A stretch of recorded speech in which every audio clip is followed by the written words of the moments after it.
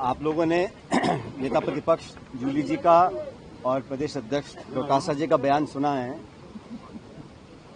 इतिहास गवाह है, इस देश की प्रधानमंत्री जिन्होंने अपने पेट में 32 गोलियां खाई, एक वर्तमान सिटिंग प्राइम मिनिस्टर को शहीद किया गया।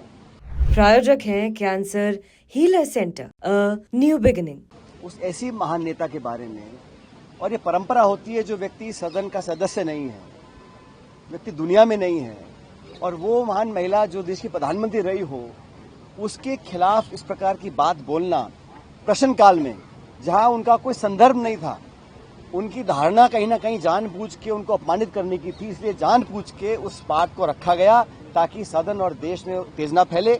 और हमारा अधिकार है, अगर हमारे नेता की अवमानना करता है तो जूली जी ने, डोटासरा जी ने उसको उठाया, और मैं तो कहता हूं बहुत अच्छा काम किया कि मजबूती से उस बात को उठाया कि इसको एक्सपंज किया जाए।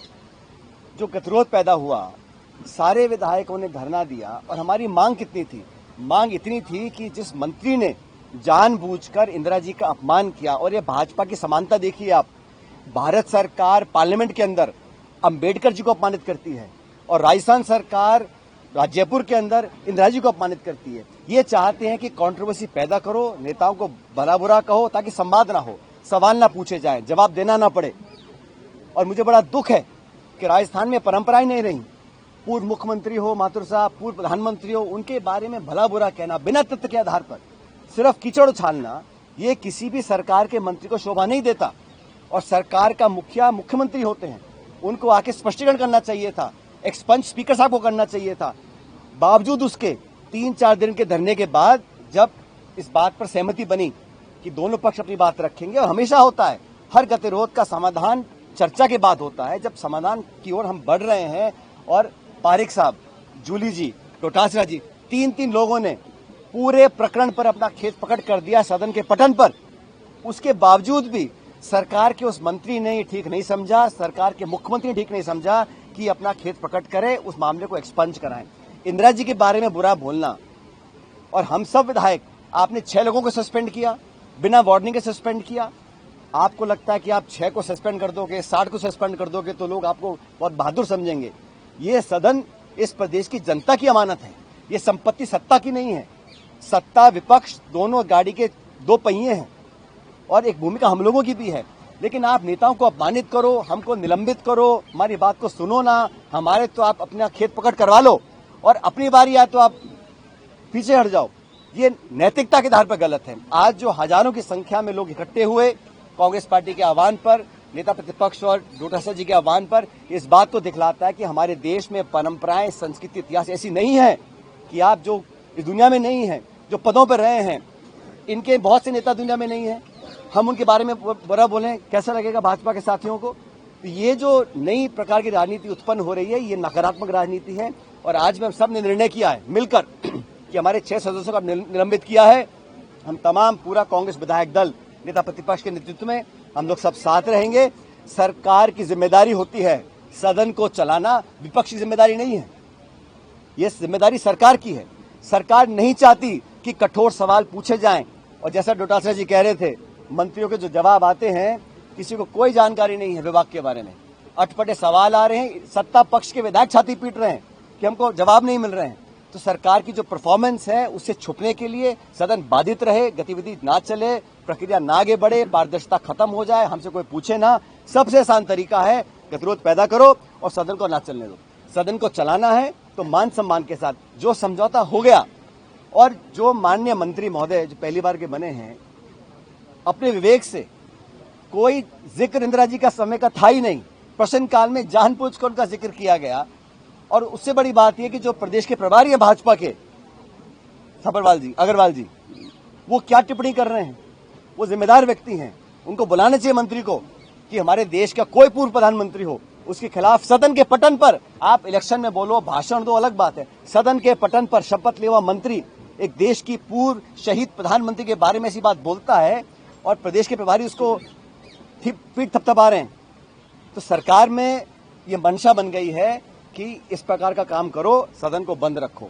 लेकिन जनता जागरूक है, और कांग्रेस पार्टी का तमाम कार्यकर्ता, और आपकी मैं गलतफहमी दूर कर दूं, हमारे नेता प्रतिपक्ष जूली जी हैं और प्रदेश अध्यक्ष डोटासरा जी हैं, और हम सब लोग जो विधायक हैं इन दोनों के साथ मिलकर काम कर रहे हैं। पूरी पार्टी ने, ये व्यक्तिगत इशू ही नहीं है, इशू ये नहीं है कि जूली जी ने क्या बोला, गोविंद जी ने क्या बोला। इशू ये है कि जिस मंत्री ने इंदिरा जी को अपमानित किया, सदन के पटन पर देश के सामने अपमानित किया, उस पर खेद प्रकट करने में उनकी नाक कट रही है। और ये जिम्मेदारी एक मंत्री की नहीं मानता हूं मैं, ये पूरी सरकार की जिम्मेदारी है, मंत्री अकेला नहीं है। और जो झगड़े चल रहे हैं, अब डॉक्टर किरोड़ी मीणा जी कह के थक गए कि मेरा फोन टेप हो रहा है, मेरा फोन टेप हो रहा है। ना तो उनको निकालते हैं, ना उनको काम देते हैं। तो आपस में गतिरोध, मल्टीपल पावर सेंटर, ब्यूरोक्रेसी सरकार में खिंचाव और दिल्ली जयपुर में जो तनाव है, उसका कारण है कि सदन को चलाना ही चाहते। लेकिन हम लोग आज भी कह रहे हैं, सिर्फ वो मंत्री या सरकार का मुख्यमंत्री ये बोल दे एक्सपंज कराकर कि इंदिरा गांधी जी के प्रति हमारी कोई दुर्भावना नहीं है, इतना मात्र हम लोग डिमांड कर रहे हैं। अगर वो भी नहीं करना चाहते हैं तो फिर हम लोग भी यहाँ बैठे हैं, सरकार भी यहाँ बैठी है। हम लोग डट के मुकाबला करेंगे, पूरे प्रदेश देश में करेंगे।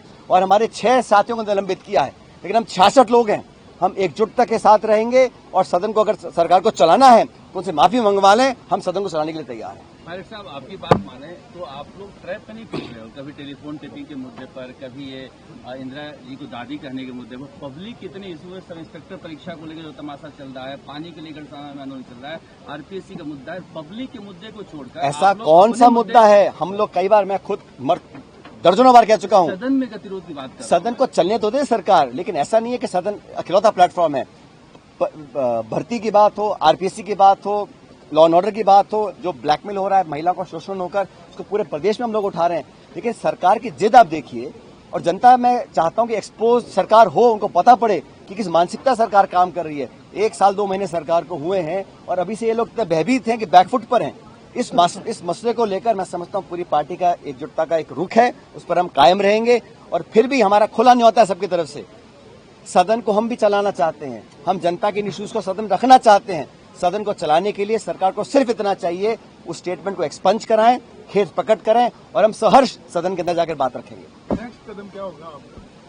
अब तो बॉल तो सरकार के पाले में है, गेंद हमने बात रख दी अपनी, आपने हमारे साथियों को निलंबित कर रखा है, हम सब साथ रहेंगे। हमने आज बहिष्कार किया है और हम सब इकट्ठा रहेंगे। सरकार सदन चलाना चाहती है तो स्टेटमेंट को एक्सपंज कराएं, खेद प्रकट करें, और हम पूरे जोश उत्साह के साथ जाके सदन में काम करने को तैयार हैं। प्रायोजक हैं cancer healer centre, a new beginning.